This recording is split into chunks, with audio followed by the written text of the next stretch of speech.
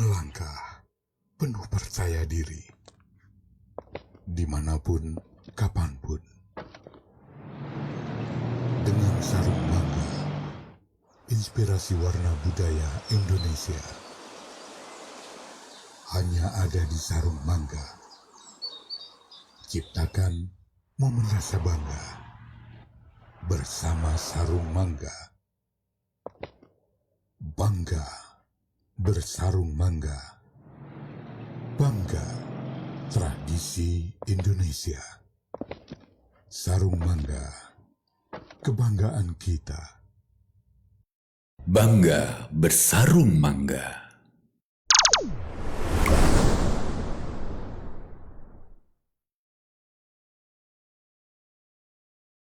Setiap acara kita itu ada tema tersendiri, Ustaz. Jadi yang pertama ini kebetulan acara event pagi yang keempat, Ustaz, dengan tema pagi berhasil, dengan tujuannya ini untuk mengangkat anak-anak kita, Ustaz, agar dididik menjadi nggak hanya dari segi agama juga, tapi didampingi dari segi seperti bisnis seperti itu, Ustaz. Jadi antara agama dan dunia, meskipun banyak ke arah agamanya, Ustaz, akhiratnya istilah itu, kita juga ada pendampingan melalui ide-ide bisnis seperti itu, Ustaz. Dan nggak hanya untuk dewasa, jadi lomba-lombanya ada juga untuk anak-anak nanti, Ustaz, seperti itu. Yassarallahu umur. Semoga Allah mudahkan. Baik, mungkin bisa langsung saja, Ustaz, dengan temanya kita menjadikan lembaga memiliki manfaat untuk dunia akhirat, Ustaz. Jadi kira-kira apa, Ustaz, makna manfaat untuk dunia dan akhirat dari segi kelembagaan ini bagaimana, Ustaz? Assalamualaikum warahmatullahi wabarakatuh. Alhamdulillah wassalatu wassalamu ala Rasulillah wa ala alihi wa sahbihi wa mawalah. Wa asyhadu an la ilaha illallah wahdahu la syarikalah. Wa asyhadu anna Muhammadan abduhu wa rasuluh. Salawatu rabbi wa salamu alaihi wa ala alihi wa ashabihi wa man sara ala nahjihi wa istanna bi sunnatihi ila yaumiddin. Alhamdulillah, kita memuji Allah Ta'ala di event pagi berhasil. Di ini gedungnya namanya apa, Mas? Gedung DPL Arena, Ustaz. Gedung DPL. DPL Arena. Jadi ini gedung biasanya untuk kompetensi basket nasional, Ustaz. Masya Allah. Dan pagi ini kita bisa mengisi ruang ini dengan belajar bareng. Semoga Allah Subhanahu wa Ta'ala menjadikan forum kita sebagai forum yang diberkahi. Kita mau membahas tentang kemanfaatan sebuah lembaga agar bisa menghasilkan sesuatu yang bermanfaat dunia dan akhirat. Tadi pembawa acara sudah menyampaikan satu mukaddimah pertanyaan, apa sih makna nilai manfaat dunia dan akhirat? Kalau kita berbicara tentang nilai manfaat itu berarti sesuatu yang bisa didapatkan oleh manusia berupa keuntungan, baik keuntungan fisik, keuntungan materi maupun keuntungan non materi dari kegiatan yang mereka lakukan. Sehingga ketika disebut sebagai nilai manfaat, berarti apa keuntungan yang bisa didapatkan oleh seseorang ketika beraktivitas itu. Jika kita berbicara keuntungan duniawi, berarti nilai manfaat itu sifatnya disegerakan. Bisa kita rasakan ketika kita masih hidup. Dan jika kita berbicara tentang keuntungan akhirat, berarti manfaat yang kita dapatkan pasca kematian. Tentu saja sebagai seorang muslim, karena kita beriman bahwa hidup ini tidak sekali. Bisa ditukar mikrofonnya. Bismillah. Ini lebih enak ya. Tentu saja sebagai seorang muslim yang kita meyakini ada kehidupan yang kedua pasca kematian, maka kita tidak hanya mengejar kemanfaatan yang disegerakan, tapi kita juga berharap bisa mendapatkan keuntungan pasca kematian. Perjalanan pasca kematian jauh lebih panjang dan kita butuh modal yang cukup untuk menghadap Allah Subhanahu wa Ta'ala. Sehingga seorang muslim juga punya orientasi bagaimana agar dia bisa mendapatkan manfaat pasca kehidupan dia di dunia. Selanjutnya, ada sebuah konsep yang disebut oleh para ulama dengan konsep zuhud. Dan zuhud ini salah satu di antara yang ditekankan dalam agama, karena orang yang zuhud, dia selalu berpikir apa yang menguntungkan baginya, terutama keuntungan ketika di akhirat. Makanya para ulama mendefinisikan zuhud dengan kalimat tarku ma la yanfa'u fil akhirah, meninggalkan sesuatu yang tidak bermanfaat di akhirat. Sehingga manusia yang zuhud adalah manusia yang selalu berpikir apakah perbuatan yang dia lakukan itu akan menghasilkan manfaat di akhirat ataukah tidak. Kalau menghasilkan manfaat di akhirat akan dia lakukan, tapi ketika tidak menghasilkan manfaat di akhirat tentu saja akan dia tinggalkan. Baik, sehingga ketika kita membahas tentang bagaimana aktivitas yang bisa menghasilkan manfaat dunia dan akhirat, dia berpikir apakah ini ada manfaatnya, ada keuntungan yang dia dapatkan ketika hidup di dunia, ataukah ada keuntungan yang dia dapatkan nanti di akhirat. Dengan demikian, orang ketika bertindak, maka dia selalu berpikir apa yang bisa dia dapatkan pada saat dia hidup. Baik, air hangat, masya Allah, jazakallah khairan. Nah, nanti coba saya.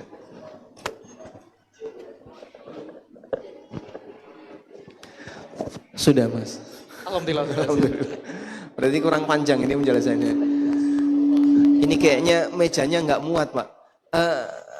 Degan ada nggak pak? Mungkin tambah duren atau. Masya Allah. Ini di display untuk apa sebenarnya? Udah dikonsumsi. Oh, iya. Kalau lagi ngomong sambil ngunyah itu kayaknya nggak bisa. Betul sekali Ustaz. Makanya ini panitia nyuguhin sebanyak ini kayaknya untuk pemandangan. Untuk pemandangan biar lebih indah kayaknya Ustaz. Baik, insya Allah kita janjikan ini bisa jadi hadiah nanti saat tanya jawab ya. Bisa Ustaz. Baik. Cukup mas? Cukup, alhamdulillah. Selanjutnya kita bicara apa itu? Baik, itu tadi dari segi manfaat kelembagaan dari dunia akhirat Ustaz. Namun kita lebih mengerucut lagi Ustaz untuk kelembagaan ini, khususnya lembaga keagamaan ini Ustaz. Masya Allah. Jadi kita mungkin pernah merasakan ya dari lembaga-lembaga keagamaan, pendidikan agama seperti itu. Mungkin dirasa ini enggak semua, tapi mungkin faktanya ada problematika Ustadz di kalangan masyarakat itu lembaga pendidikan agama yang mungkin bisa dikatakan kurang amanah seperti itu Ustadz. Jadi bagaimana sih Ustadz kira-kira lembaga ini bisa amanah baik dari segi keuangan itu Ustadz? Apakah boleh nih misal kalau untuk keuangan dari lembaga atau yayasan itu untuk keperluan pribadi yayasan atau untuk utang piutang seperti itu Ustaz? Nah sekarang kita mulai mengerucut ke lembaga, tapi saya minta Anda fokus dulu. Mohon yang rame di sebelah sana itu sebelah mana? Sebelah kiri saya ya. Nah itu ada Surabaya mengaji Ustaz. Tolong agar dibuat tenang dulu.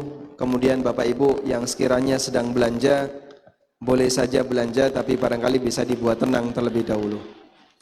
Sekarang kita mau fokus pada masalah lembaga.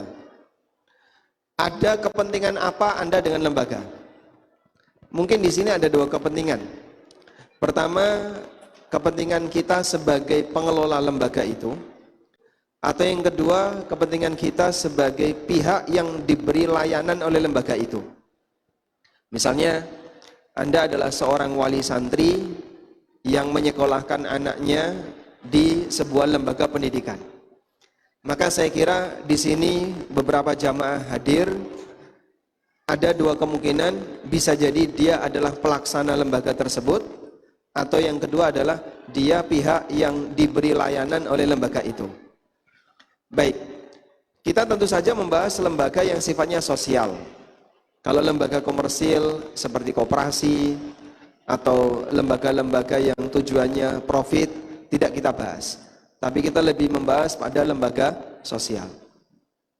Nah, kalau kita ingin membangun sebuah lembaga, pertama yang perlu kita perhatikan adalah masalah tujuan terlebih dahulu. Karena sebenarnya lembaga ini kan hanya sebatas payung hukum untuk mengatur sebuah gerakan yang kita lakukan bersama. Payung hukum di mana kita di situ punya organisasi untuk mengatur gerakan bersama. Ketika lembaga ini punya tujuan yang jelas, maka barulah kita bisa merasakan sebenarnya lembaga ini mau kita bawa kemana. Berasas pada tadi ya, kemanfaatan dunia dan akhirat. Kalau sekiranya tujuannya nggak jelas, maka bisa jadi lembaga itu dibentuk hanya untuk nambahi beban. Sebab nanti akan ada dana dari luar yang masuk, atau misalnya ada amanah dari luar yang masuk yang justru akan nambahi beban bagi pengelola lembaga. Saya mau cerita pengalaman pribadi ya. Jadi kami punya sebuah forum kajian di Jogja. Awalnya kajian itu diselenggarakan oleh sebuah komunitas. Ada komunitas tidak terlalu besar, lalu ngundang kami untuk ngisi kajian tersebut. Tapi yang datang justru kebanyakan dari luar komunitas. Akhirnya kajian itu jadi kajian yang cukup ramai dan sampai hari ini masih bertahan. Mungkin lebih dari 7 tahun kajian itu berlangsung. Sebelum pandemi kurang lebih 3 tahun, dan ini sudah pasca pandemi kurang lebih dari awal pandemi sampai sekarang berarti kurang lebih sudah 5 tahun dari 2019. Nah, saat kita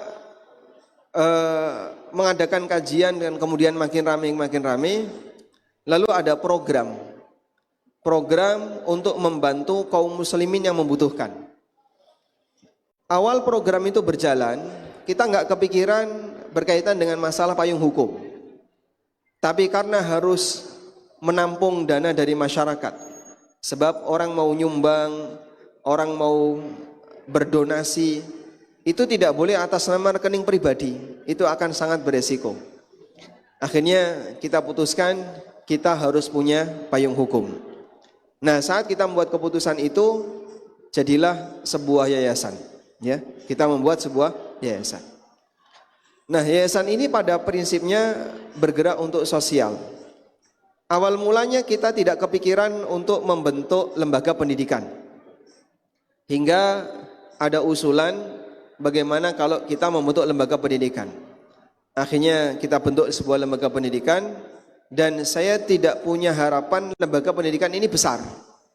Seadanya saja, yang penting bisa menampung secukupnya.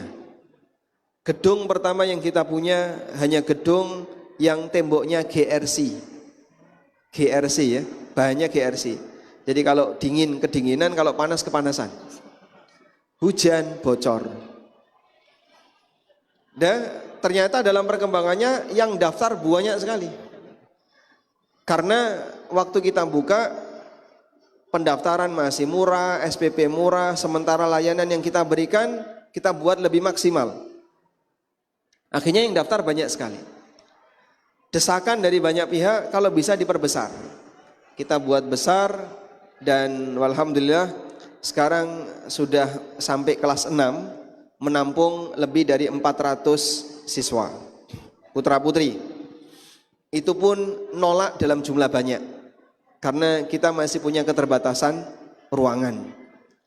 Alhamdulillah lembaga itu berkembang dan ya akhirnya saya rasakan memang ada tambahan beban untuk mengemban sebuah lembaga. Jadi mau tidak mau siapapun yang mengemban sebuah lembaga pasti dia akan ketambahan sebuah beban. Beban itu ada di mana? Ternyata beban terbesar yang kami rasakan adalah beban dana sosial. Beban dana sosial ini orang nyumbang misalnya. Saya mau donasi untuk ini, donasi untuk ini, donasi untuk ini. Kalau tidak sampai berhasil untuk kita salurkan, itu saya jadi bahan pikiran. Makanya ketika ada orang menawarkan donasi, pertama yang kami tanya tujuannya apa? Saya mau buat sumur, mohon maaf kami tidak ada program buat sumur. Sumur sudah tersedia. Saya mau buat ini, mohon maaf program itu tidak ada. Tidak semua orang yang berdonasi kita terima, karena kita tidak sanggup untuk menyalurkannya. Ada beberapa jamaah dari Jakarta, saya mau wakaf tanah di sini, mau wakaf tanah di sini. Kalau tanah itu jauh dan tidak bisa kita kelola, saya dengan tegas di depan, saya nggak sanggup untuk menerima. Ada orang Jakarta, tapi asli dari daerah Boyolali ya, mau wakaf sebuah lahan, tapi lahan itu ada di Boyolali. Lah kita wilayah kerjanya ada di Jogja, kalau kemudian disuruh ngurusi yang ada di Boyolali, Jawa Tengah, terlalu kerepotan, terlalu jauh. Ada juga orang yang wakaf rumah tapi agak jauh, kita tolak. Sehingga enggak semua orang yang mau menitipkan dana wakaf atau lahan wakaf kita terima. Meskipun ada sebagian orang yang terlalu rakus dalam tanda kutip ya, dengan yang seperti ini. Sehingga pengennya ada orang yang ngasih wakaf, ngukur kemampuan diri. Kalau sekiranya nggak sanggup, sebaiknya jangan diterima. Maka juga sekaligus kami sampaikan ya, secara online di ANB Channel, barangkali nanti teman-teman yang mendengar pernah kejadian ini, kenapa kok Ustadz sampai nolak wakaf? Itu bukan karena kami tidak mendukung Anda beramal, cuman kami melihat keterbatasan. Saya tidak sanggup mengembangkan, maka saya nggak bisa untuk menerima. Kalau Anda mau wakaf, kami punya tanggung jawab untuk mengelolanya dengan maksimal. Tapi sekiranya kami nggak sanggup, ya mohon maaf, kami tidak mau menerima. Anda mungkin bisa salurkan ke tempat yang lain. Amanah itu berat, maka jangan jadi orang yang terlalu terbuka dalam menerima amanah. Karena terbuka dalam menerima amanah, sementara Anda sendiri tidak sanggup untuk menerimanya, tidak sanggup untuk mengembangkannya, itu justru akan menjadi beban bagi kita. Sekarang di Jogja ada program ya. Kita sedang membuat Islamic Center untuk kaum muslimin ahlu sunnah yang ada di Jogja. Dan ada salah satu di antara usulan ya. Coba Ustadz buat proposal untuk diajukan ke Timur Tengah. Barangkali ada dana yang bisa masuk dari Timur Tengah. Akhirnya kita sampaikan begini, Islamic Center ini milik kita, milik masyarakat kaum muslimin, dan nanti akan dimanfaatkan untuk kepentingan umat, untuk kegiatan dakwah, untuk pengembangan kajian dan seterusnya. Anda mau jadikan ini sebagai amalan Timur Tengah atau amalan kita? Kalau mau dijadikan sebagai amalan orang Timur Tengah, kita cari saja donasi dari sana. Barangkali ada donatur, ada muhsinin yang mau nyumbang. Tapi kalau kita mau jadikan ini sebagai amalan kita, mari kita dukung bareng-bareng. Sebisanya. Tapi ini jadi amal kita. Dalam arti sumbangan dari kita, menggunakan potensi kita, dikelola oleh kita, dan semoga pahalanya untuk kita. Hingga saat ini kami di ANB Channel 0% dana dari luar negeri, kecuali ala jamaah dari luar yang mau nyumbang terserah. Karena kita tidak berharap amalan seperti ini jadi milik orang lain. Kalau bisa disokong sendiri, sokong sendiri. Sebab kita berlomba dalam beramal, termasuk diantaranya adalah dalam masalah wakaf untuk kegiatan sosial. Maka kalau bisa ya kita dukung sendiri. Kemudian juga ketika kita beraktivitas sosial dan sekiranya tidak membutuhkan penambahan dana, karena semua program sudah tercukupi, maka kita tidak buka donasi. Coba Anda tonton ANB Channel ya, tidak pernah ada running text isinya permohonan donasi, kecuali dulu waktu kita masih bangun gedung studio. Setelah seluruh operasional kita tercukupi dengan unit usaha yang kami bikin, walhamdulillah kecil-kecilan tapi cukup. Selanjutnya kita 0 permohonan donasi. Kami tidak pernah mencantumkan di running text, silakan dukung dengan donasi di rekening ini, tidak ada. Adanya dukung dengan subscribe atau like, atau silakan sebarkan informasi ini, channel ini kepada orang lain, agar manfaatnya lebih meluas. Kalau itu yang bisa dilakukan oleh siapapun.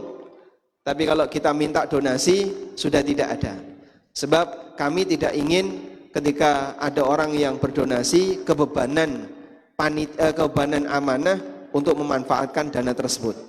Jadi penting sekali untuk diperhatikan bahwa ketika Anda mau membuka sebuah yayasan atau lembaga atau kegiatan sosial yang di situ melibatkan crowdfunding ya, adanya dana dari masyarakat, mohon diukur kemampuan apakah Anda bisa mengembangkan atau tidak. Kalau tidak bisa menjalankan amanah itu, sebaiknya ditolak.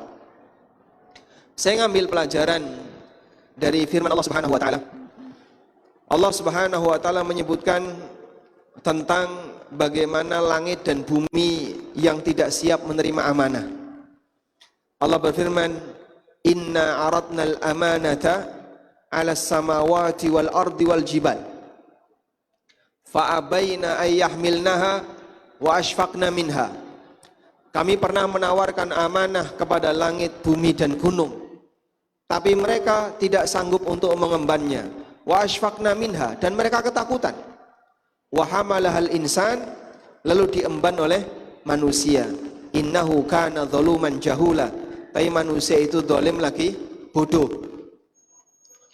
Jadi kalau langit, bumi dan gunung ketika diberi amanah saja nggak sanggup, itu ditolak. Mereka mengembalikan kepada Allah. Fa'abaina ayyahmilnaha, mereka enggan untuk mengembannya. Wa ashfaqna minha, dan mereka ketakutan. Maka kita jangan berani-berani dengan itu. Sehingga terlalu memberanikan diri untuk menerima amanah, membuat lembaga dan yayasan padahal dia sendiri belum bisa mengukur kemampuannya, itu sangat berbahaya. Maka saya tidak bermaksud untuk banyak membuat lembaga karena itu justru akan jadi beban. Apa yang sudah ada kita jaga baik-baik, semoga bisa menunaikan amanah yang dibebankan dari para jamaah. Wallahu a'lam. Masya Allah. Jadi seperti itu para jamaah penjelasan dari Ustadz Amin Turbait mengenai khususnya donasi dan wakaf. Mungkin dari apa yang beliau jelaskan ada pertanyaan dari para jamaah, kami persilahkan, boleh angkat tangan. Mungkin bapak-bapak dulu ibu ya. Silakan bapak, mic-nya panitia.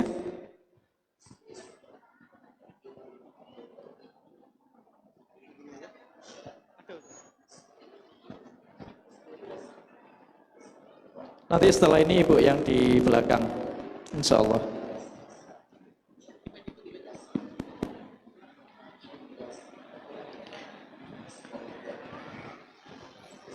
Assalamualaikum warahmatullahi wabarakatuh, Ustaz. Waalaikumsalam warahmatullahi wabarakatuh. Perkenalkan, nama saya Muhammad Arifin. Saya dari SDIT Ar-Rahmah, Kededeng Lorong Kang Manggis, Surabaya. Afan Jidan, Ustaz. Kami ingin menyampaikan apa yang jenengan sampaikan tadi, masalah donasi tadi, Ustaz. Tadi ada orang Jakarta yang bertempat tinggal di mana tadi? Boyolali, Ustaz, mau wakaf tanah, tapi panjenengan tolak karena kejauhan untuk mengelolanya dari Jogja ke Boyolali. Sedangkan di Jogja sendiri membutuhkan dana untuk Islamic Center tadi, begitu Ustaz ya. Nah ini kami tidak, apakah tidak boleh Ustaz ada niat baik dari seseorang yang ingin mengamalkan jariahnya wakaf tanah, apabila untuk pengelolaan dari Jogja ke Boyolali terlalu jauh, bila kita minta kesediaan dari para pewakaf tanah tadi, tanah itu kita jual, Ustaz. Kita jual, dananya dialokasikan ke Islamic Center tadi, seperti itu. Jadi kita menolak orang yang ingin berbuat baik, beramal soleh seperti itu. Jadi mereka pun tidak begitu, bagaimana ya hatinya kalau kita sudah beramal baik kok ditolak seperti itu, Ustaz. Nah bagaimana Ustaz, misalnya itu dialokasikan tanah itu bisa dijual dan dananya bisa dialirkan ke Islamic Center tadi. Demikian Ustadz, Afwan Jidan. Assalamualaikum warahmatullahi wabarakatuh. Waalaikumsalam warahmatullahi wabarakatuh. Baik, sebagai informasi bahwa objek wakaf itu hukum asalnya tidak boleh dijual. Sehingga kalau menyatakan tanah ini saya wakafkan, maka tanah itu dimanfaatkan tapi tidak boleh dijual. Boleh diambil hasil manfaatnya, misalnya disewakan atau ditanami tanaman yang bisa produktif atau dibangun untuk unit sosial, gedung-gedung sosial misalnya masjid atau pondok pesantren atau rumah sakit atau yang lainnya. Tapi kalau dijual nggak boleh, karena tidak boleh menjual objek wakaf. Sehingga kalau mau dimanfaatkan dana hasil penjualannya, maka prosedurnya itu bukan diwakafkan. Tapi prosedurnya orang sedekah tanah, tolong dijualkan bisa, atau yang bersangkutan menjual sendiri. Ketika yang bersangkutan menjual sendiri, nanti hasilnya baru didonasikan, silahkan. Sehingga donasinya dalam bentuk uang, bukan dalam bentuk tanah. Tapi tanah tadi rame-rame dijual bareng-bareng. Yayasan ikut menjualkan, pemilik juga ikut menjual, sehingga ketika sudah laku, hasil dananya bisa dipakai untuk menutupi kebutuhan kegiatan sosial di tempat yang lain. Begitu? Oke, ngapunten Ustaz. Ya, misalnya kita sampaikan kepada para pewakaf tadi, yang memberikan tanahnya untuk dijadikan dikelola, ya. Sedangkan yang di Jogja membutuhkan dana untuk Islamic Center. Misalnya kita minta kerelaan beliau gitu sebenarnya. Ini bagaimana kalau jangan didonasikan berupa tanah tapi berupa dana seperti itu. Nah, itu kira-kira bisa atau tidak? Bisa. Ya, baik. Jadi itu hanya masalah teknis ya. Yang tadi saya jelaskan hukumnya. Kalau wakaf ya nggak bisa dijual. Jadi kalau sudah ini saya wakafkan, itu nggak bisa, misalnya ya sudah wakaf kami terima, statusnya sebagai wakaf. Terus setelah berlalu 1 tahun, Pak gimana kalau kita jual saja? Itu nggak bisa ya. Sehingga seperti itu harus diarahkan di depan sebelum wakaf dilakukan. Maka sebelum yang bersangkutan wakaf kita sampaikan, kalau Anda wakafkan nanti nggak boleh dijual, tapi kalau tidak Anda wakafkan boleh dijual. Sehingga prosedurnya jual dulu, uangnya didonasikan. Begitu. Cukup jalan insya Allah Bapak ya. Baik, bisa minta tolong panitia disampaikan ke ibu-ibu yang di belakang mic-nya. Silakan. Insya Allah. Bapak hadiah mau rambutan, anggur, kelengkeng, Monggo atau kue Bapak. pisang. Nanti boleh ngambil hadiah Pak ya.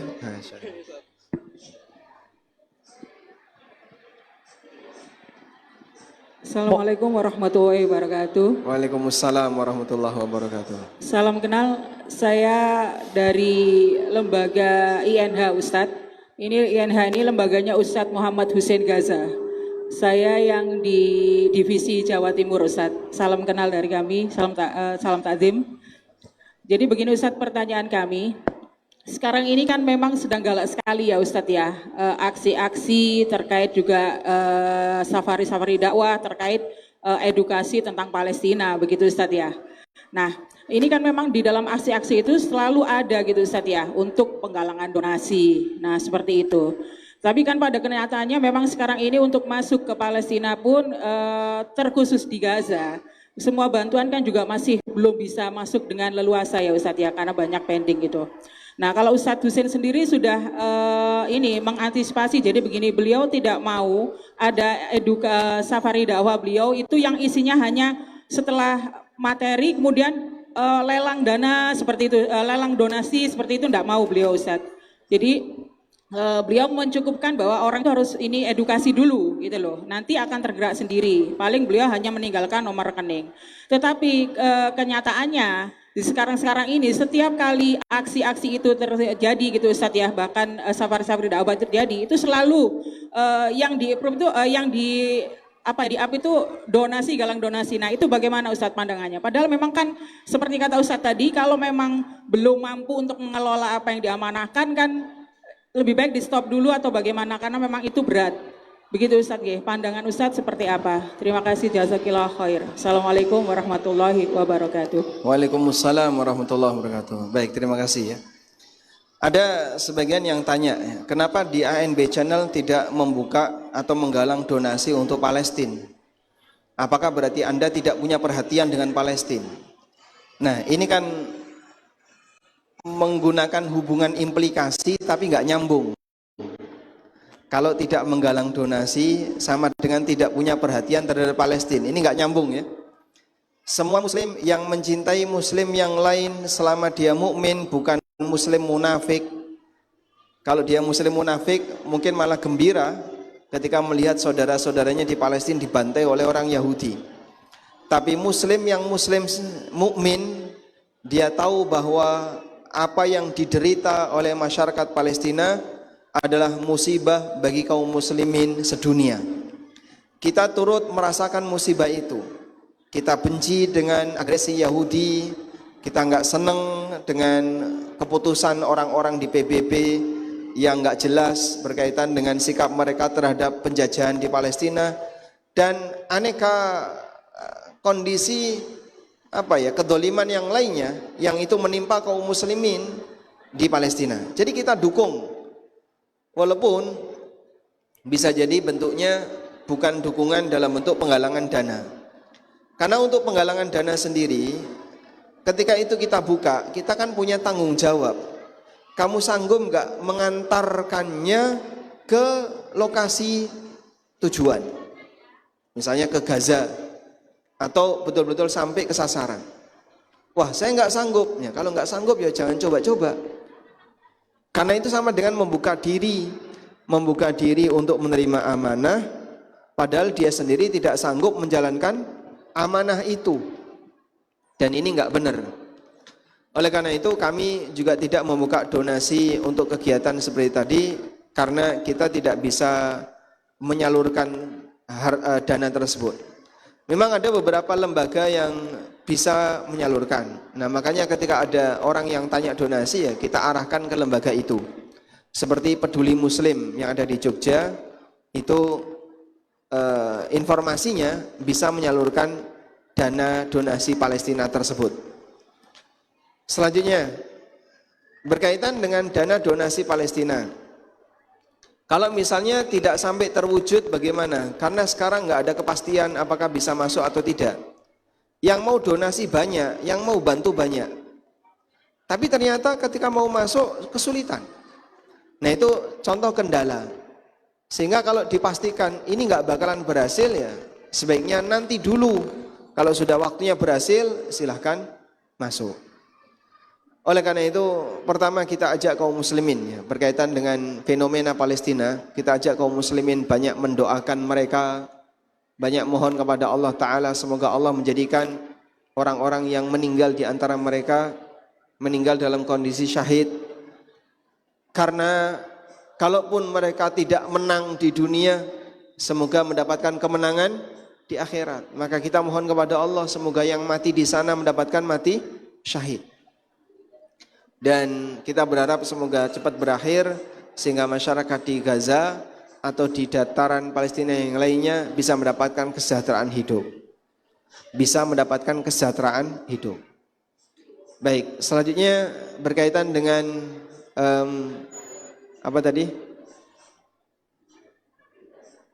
tertahannya donasi ke Gaza ya. Kira-kira apa yang bisa kita lakukan? Saya sendiri nggak tahu ya seberapa peluang sebuah donasi Palestina itu bisa masuk. Saya nggak tahu.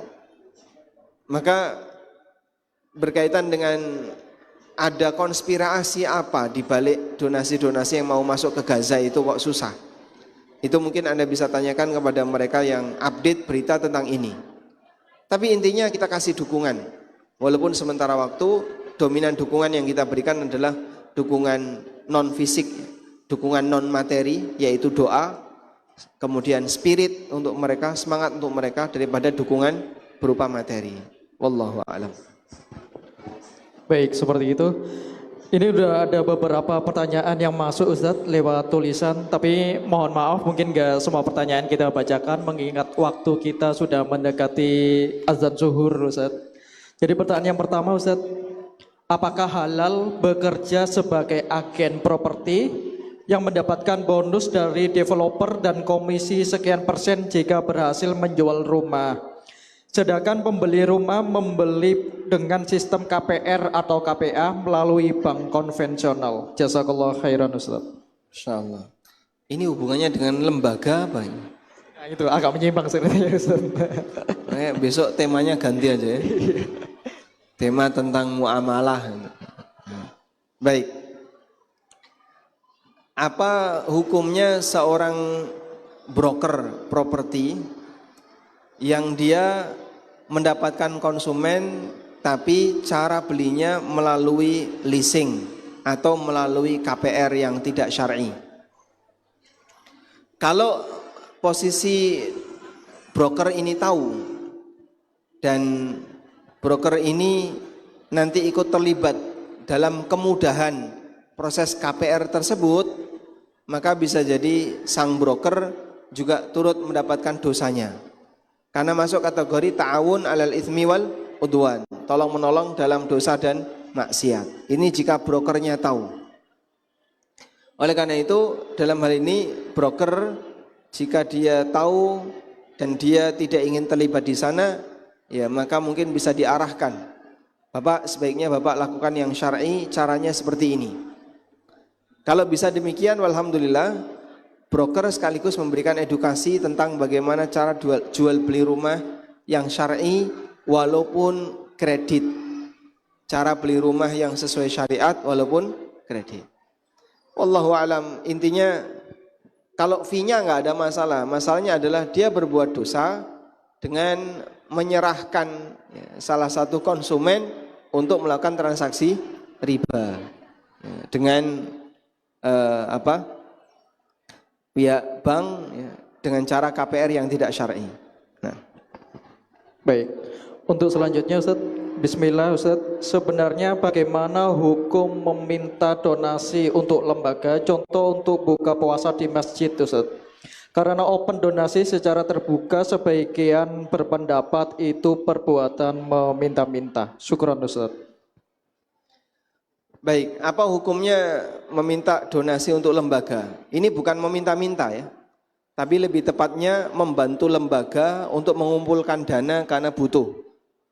Nah sekarang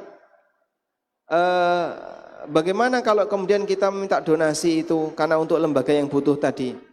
Anda minta donasi kan bukan untuk kepentingan pribadi. Kalau minta-minta yang dilarang itu minta-minta untuk kepentingan pribadi. Tapi kalau untuk lembaga dan yayasan ini tidak dilarang.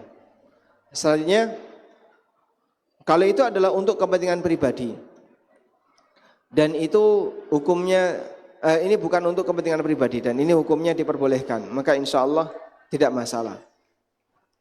Cuman apakah di situ masuk kategori meminta-minta? Jawabannya tidak ya. Dulu Nabi SAW memotivasi para sahabat untuk menderma. Ayo sedekahi dia, ayo sedekahi dia. Itu sudah sering seperti itu. Ada seorang sahabat yang dia jatuh pailit dan gak punya apa-apa. Saat pemilik piutang itu pada datang nagih ke sahabat tadi, beliau kemudian minta kepada para sahabat yang lain, tolong sedekahi si A ini, karena si A dalam kondisi tidak mampu. Akhirnya mereka sedekah kepada si A. Setelah terkumpul sedekah kepada si A dengan nilai tertentu, lalu total hasil sedekah itu dipakai untuk membayari utang. Sekarang silahkan kalian yang punya piutang ambil di situ. Akhirnya mereka pada ngambil. Ternyata masih kurang. Namun kemudian Nabi SAW mengatakan, kamu hanya punya hak sekian, wala tazid ala dzalik, dan kamu tidak boleh minta tambahan lebih dari itu. Tidak boleh minta tambahan lebih dari itu. Sehingga ini dalil bahwasanya meminta untuk orang lain itu tidak termasuk meminta-minta yang tercela. Sedekahi si A, sedekahi si B. Maka beliau mewakili si A dan si B agar disedekahi oleh orang lain. Wallahu alam. Baik.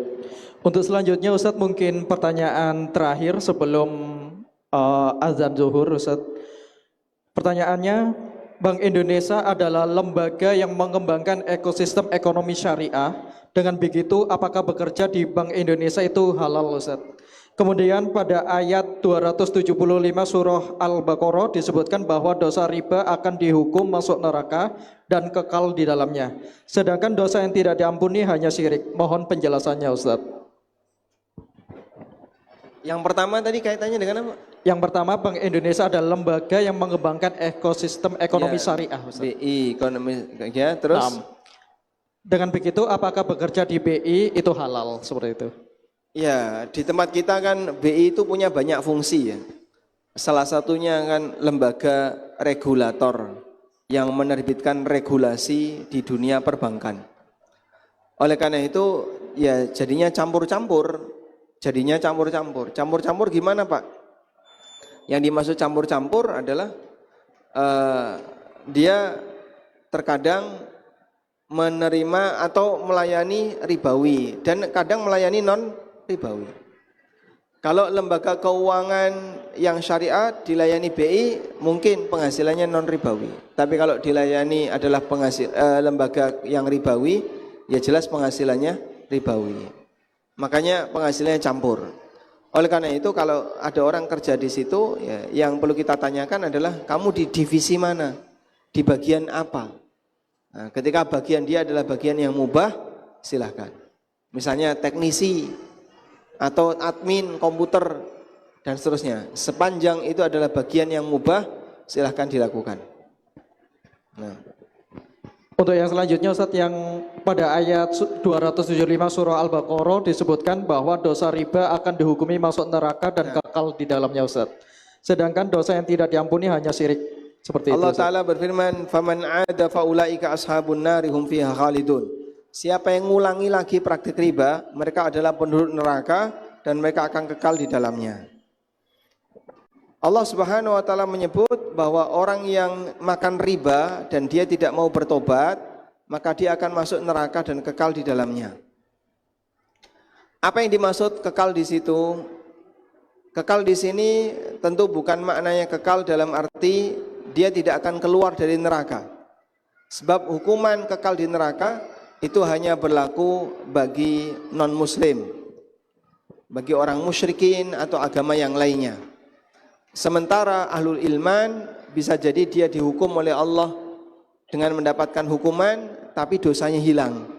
Sehingga azab kubur bisa jadi kafarah dosa, kemudian himpitan di kuburan juga bisa menjadi kafarah dosa, kemudian hukuman ketika di padang mahsyar juga bisa menjadi kafarah dosa. Sehingga dalam hal ini ada banyak peluang di mana seseorang bisa mendapatkan kafarah atas dosa-dosanya. Ada? Oleh karena itu insya Allah tidak masalah. Baik, ini insya Allah kurang 5 menit lagi Ustadz. Boleh nambah satu pertanyaan Ustadz? Silakan. Masya Allah.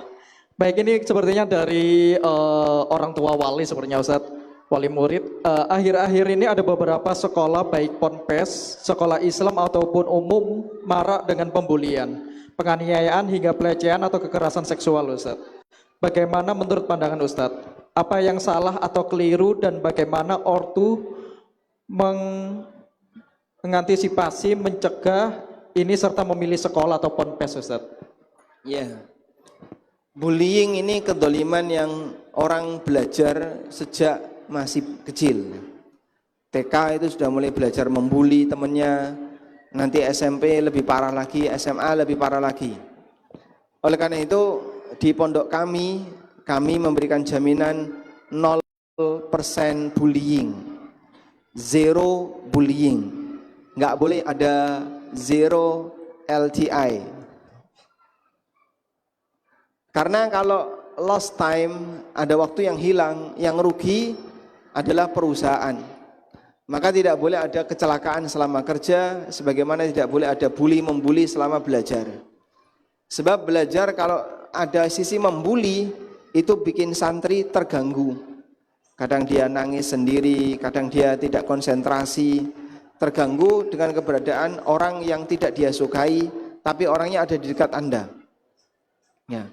Oleh karena itu dalam hal ini pastikan ya, semua lembaga pesantren di Indonesia maupun non pesantren, ada yang punya sekolah, pastikan bahwa membuli itu haram dan dosa besar. Karena termasuk kategori kedoliman. Cukup insyaallah. Alhamdulillah Kita cukup sampai Ustaz. jam berapa? Jam setengah 12 insyaallah. Setengah Ustaz. 12. Nggih. Kurang 2 menit. Kurang 2 menit. Mungkin boleh satu tambahan pertanyaan lagi dari penonton Ustaz. Silakan, mungkin ada yang ditanyakan dari penonton. Boleh angkat tangan. Monggo silakan.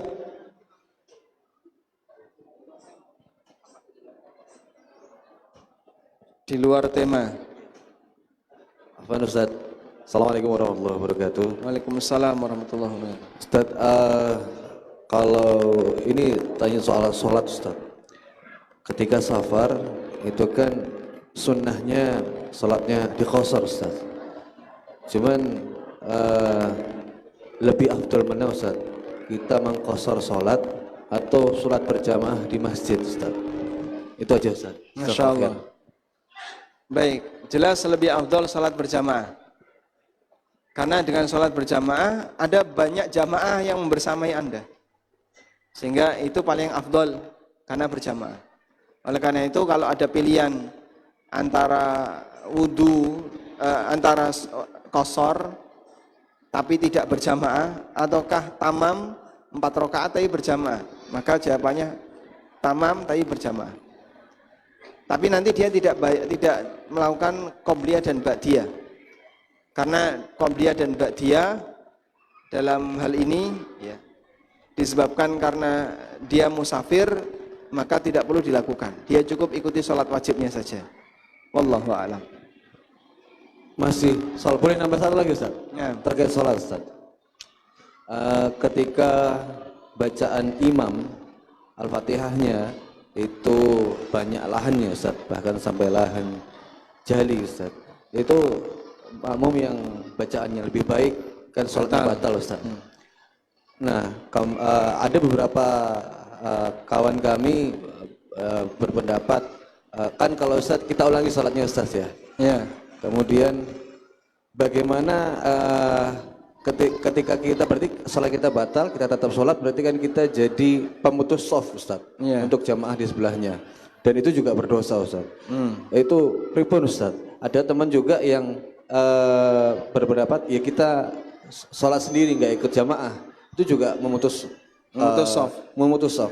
Apakah nggak lebih baik afwan Ustaz? Ketika kita batal, maafkan tut atau apa, kan kita harus langsung keluar shaf Ustaz, agar shaf tidak terputus. Mohon penjelasannya Ustaz. Ya kalau batal ya jangan bertahan, jangan malah duduk, nanti memutus shaf. Sehingga kalau batal silakan Anda menyingkir ke tempat wudhu atau kemana. Caranya gimana? Ya caranya tinggal jalan aja ke belakang, nembus orang. Atau jalan ke samping, di depan shaf yang ada di belakang kita.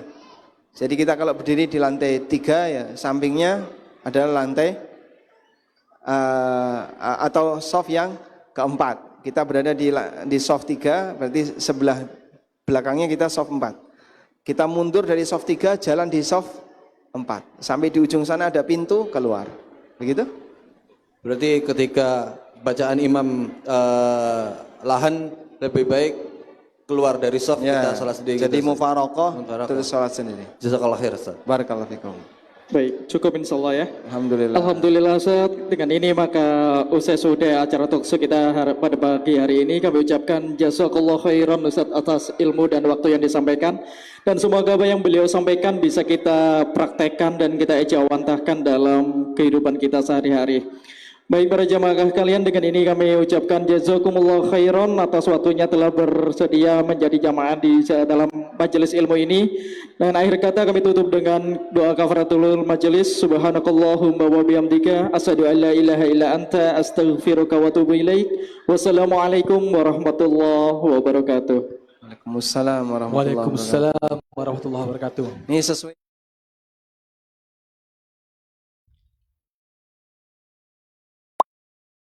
Sudah infak kaliman bulan ini?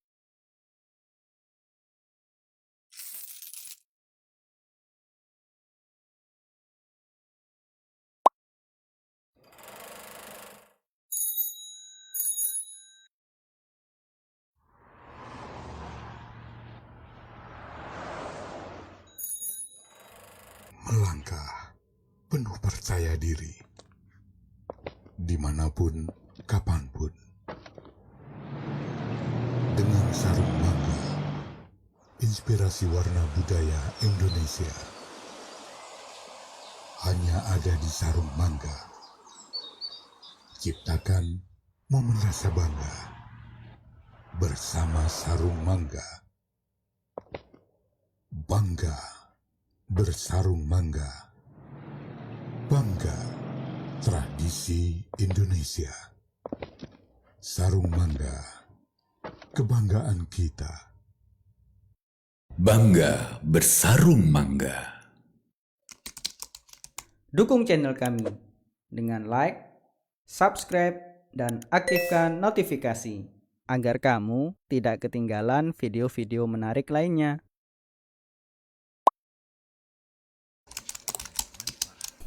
Yuk, Al-Iman TV bisa diakses melalui Facebook, mulai dari kajian rutin, video-video kreatif, hingga poster-poster dakwah. Like dan ikuti fanpage kami hanya di Al-Iman TV.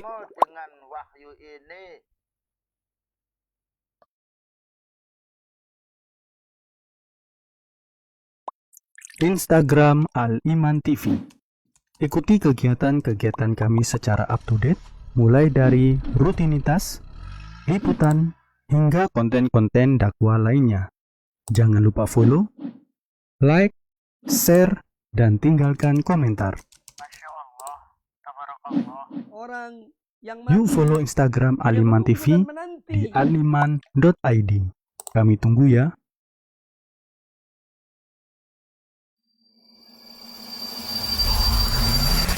Al-Iman TV, sarana penyubur keimanan.